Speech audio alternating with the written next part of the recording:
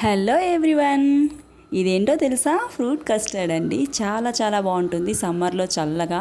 దీనికోసం పాలు కాస్త వేడి చేసుకొని అందులో 2 స్పూన్స్ కస్టర్డ్ పౌడర్ని పాలు కాస్త కలుపుకొని లిక్విడ్గా ఫామ్ చేసుకోవాలి.